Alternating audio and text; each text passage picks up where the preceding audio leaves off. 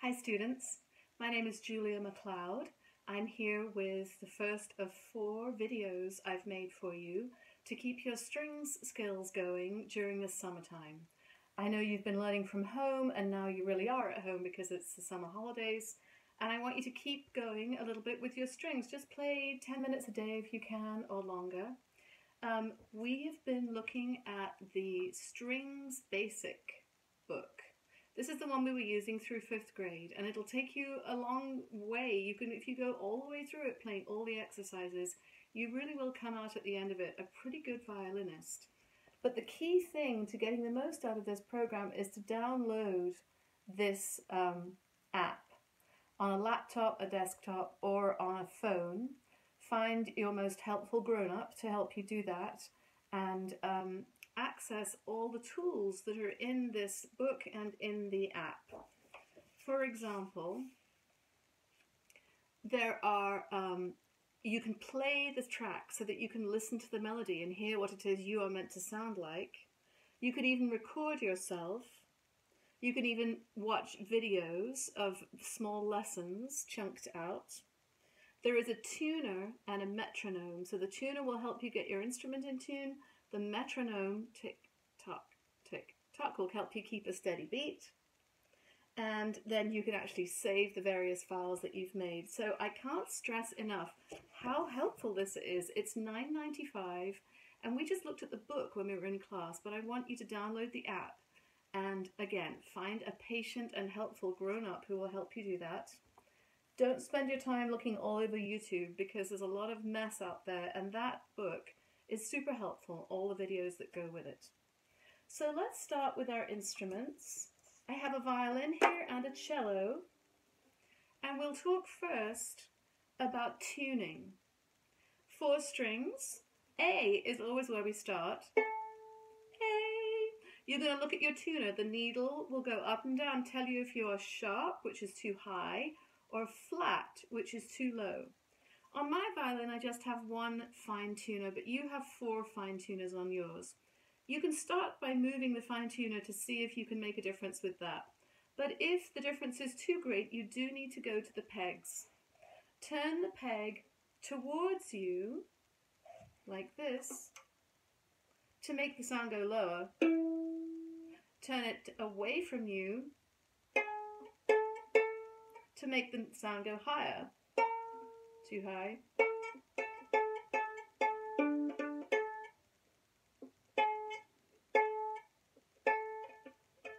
Here it is. The interval that we want between each string is a 5th, and that sound is what you hear in the first 2 notes of Twinkle Twinkle. Twinkle, twinkle. You want to hear that interval between the strings. So similarly, G, G, D, D is also twinkle, twinkle. Twinkle, twinkle. That's pretty high. And on the cello, of course, you have a C string, and that is also a 5th away from G. Twinkle, twinkle. That's just a little helpful thing that helps me when I'm tuning. Troubleshooting. If every time you get your instrument out of its case, it's gone out of tune, it may be that your pegs are slipping. One way to stop them from slipping is to press them firmly into the peg box. Don't be intimidated by this. It's really pretty hard to break your instrument. Just press firmly, and that should stop them from slipping. But if they keep on doing that, you may need to take them to Lafayette Music, or any other music store, or to a violin teacher maybe, and ask for their help. Call Lafayette Music, make an appointment. They can tune your instrument for you. What they might do is to put some chalk on the pegs to stop them from slipping, or they'll make some adjustments. But unless your instrument's in tune, practicing is not going to be any fun, so that really is an important thing to do. Very good, very good. Put on your shoulder pad. My shoulder pad is this kind of clip-on one. Maybe you have that same kind, or maybe you have a foam one. The small, narrow end of our shoulder pad goes on the side of the violin where the chin rest is, and the thicker, wider part goes on the other side that rests against your chest. Set it up so that it's nice and comfortable, and you can hold your instrument like this. Don't forget, it's not, even though it's called a chin rest, it's not where you put your chin, you put your jaw right there, right there. Your hand is relaxed as you hold your instrument and your wrist is straight. It's not collapsed. When you do that, your fingers can't reach the strings in the way they're meant to. And don't do that because that's not really very good for your wrist. Just keep it nice and straight. The fingers land on the string in a kind of square way. See how I make that square shape with my fingers? And my hand is nice and curved. Let's talk about the bow before I pick up a cello, okay? How are you doing? I hope you're doing well. I know it's been hard to be stuck at home. Playing an instrument's a good thing to do with your time these days, right? When we get our bow out of our case, it's kind of loose, right? The hairs are loose. We need to tighten it up with this screw until the hair moves away from the wooden stick enough so that we can get a little pinky finger through it. Never tighten your hair so that the stick straightens out or bows like that. You want to keep a nice little smile in your bow. See how it's this curve is right here? I think that's about right. Rosin your bow a little bit every time you get it out of its case to play. Maybe a dozen times up and down. Oh, and let's look at our bow hold. Remember the bunny rabbit. These are our two teeth. This is the bunny's chin. We're not touching our fingertips, we're touching that first knuckle. And we're bending our thumb a little bit, and these are the ears.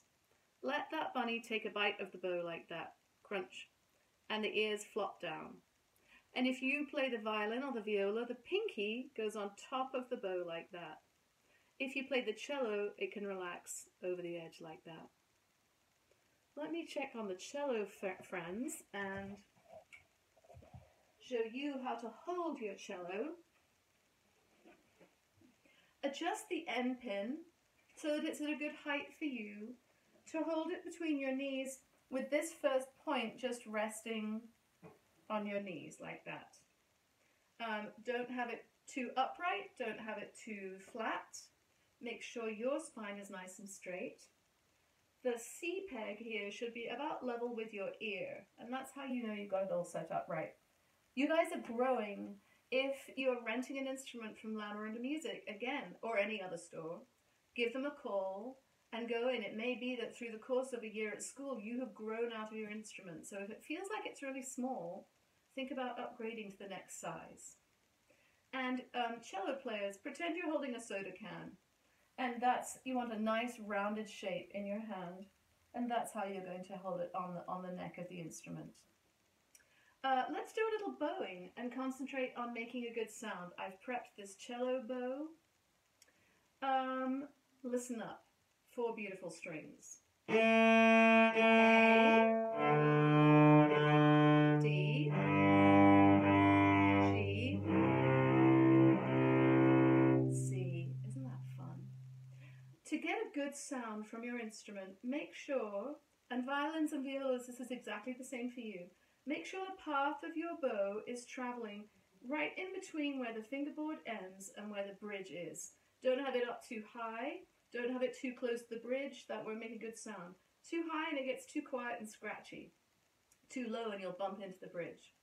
Give it enough pressure, not so much pressure that you're kind of creaking, and not too little pressure so that you're getting this kind of soft sound. Just enough to get a beautiful sound. Let's practice our open strings. G, D, A.